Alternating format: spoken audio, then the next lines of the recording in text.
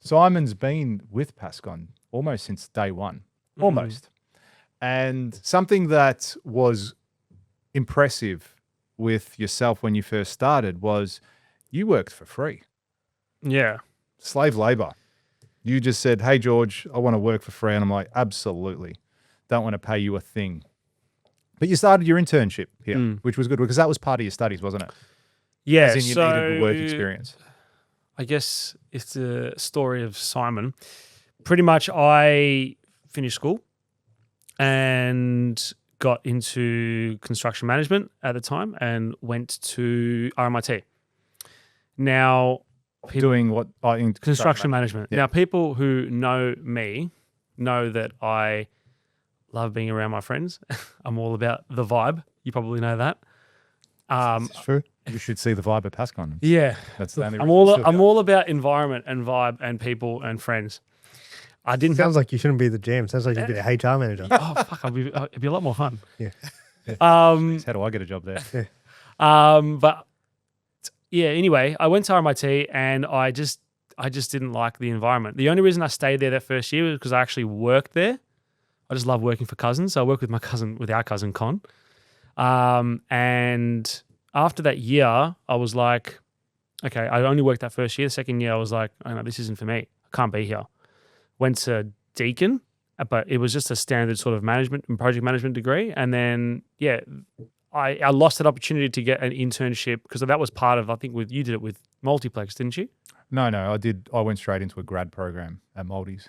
Okay. So at the course back then, we didn't. It's probably changed. Yeah. But anyway, part of the fourth year at RMIT now is you go and work at one of these. You can get an internship at one of these big. Which I think is a fantastic idea as a student. So we do often get students listening. I think it's a great idea and that's probably a mistake I made early on in my career, was I didn't go out and get a job like in my third or fourth year in a construction company because honestly, you learn so much more. So much more. Like, ask me what I fucking remember from uni. Absolutely nothing.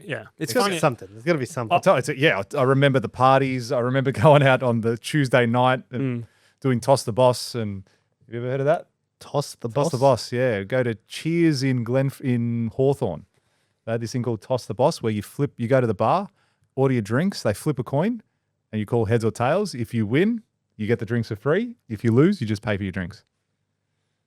It was very cheap uni night, especially when you became friends with the people behind the bar. Yeah, I know. They wouldn't do that now. Look, the drinks were probably watered down. Probably. Anyway, side note, please continue.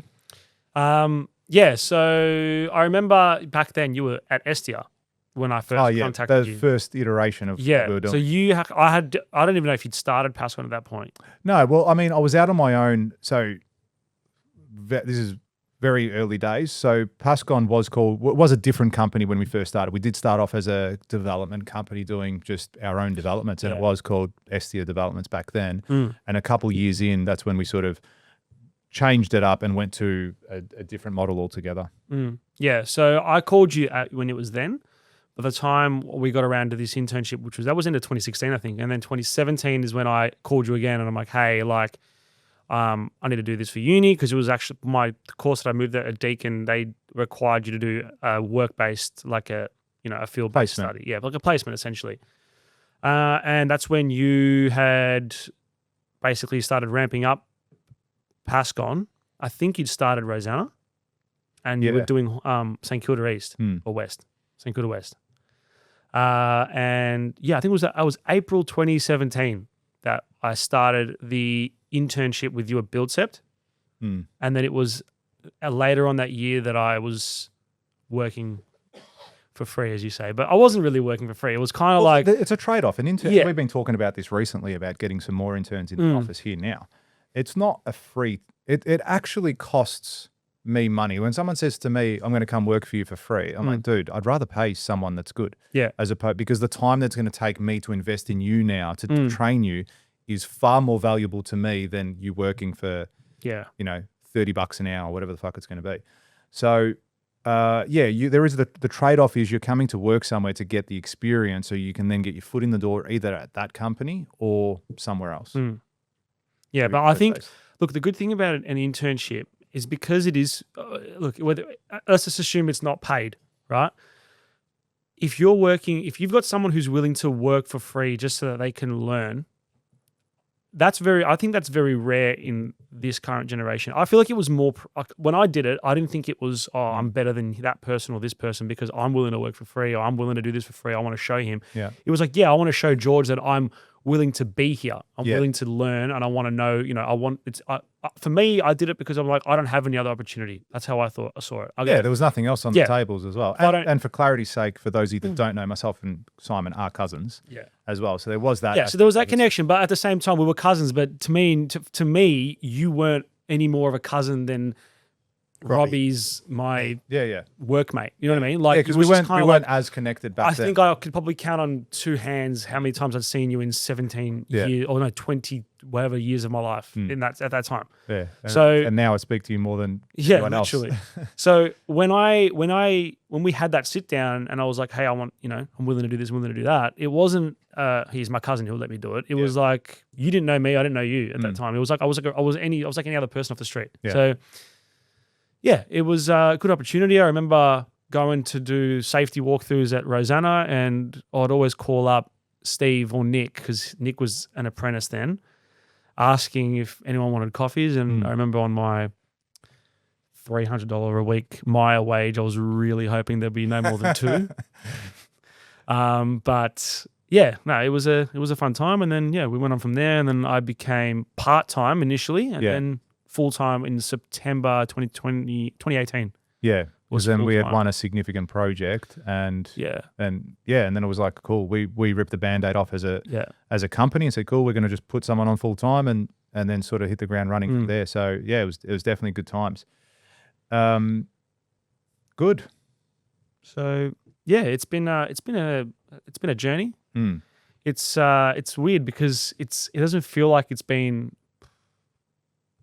9 years that I've been affiliated with you in a sense, like PASCON, because gone very quick. It's gone, How long has it been? 9 years? Well, it'll be 9 years since I did my internship with George next April, like not this year. Yeah. So it's been 8 years. Are you licking your lips? For what? That long service? No, I've already scheduled the firing him on the right day, so we're backdating. Yeah, so fire him out, at and then rehire the next day. 9 years and 360. Pretty sure it's 7 years that you're eligible for long service. No, there's 10. You should 7, you get a percentage. you need to read the contract. George hasn't read the contract. You need to read. You need to read the contract. I know it inside out. What is it? I'm just saying there's It's 10 years, but there's nothing. You qualify for a certain amount at 7, but you can't use it until 10. Oh. But if you leave between 7 and 10, you get paid out a percentage. No. That's the law. It's the law. It's not, George has probably made don't make this shit George up. has probably made it 20. I'll break the law. George, you think George has been paying you super? Yeah, sporadically every 3 years I get an influx of payments. Yeah. Once they've nah. But yeah, what's been the biggest highlight working at PASCON? It's interesting because for me, It's not a good start. no. It's just Yeah. it's like, hey, good. Like, yeah, it was lunch. Let me just chat. Look, there's been a lot of challenges and a lot of I wouldn't say highlight. I would say the best thing I've gotten out of it, and which is something that you don't even realize, is how much you learn from day to day. So for me, the biggest highlight would be realizing how much I've sort of come to learn about the industry and the craft of construction without having to ever pick up a hammer.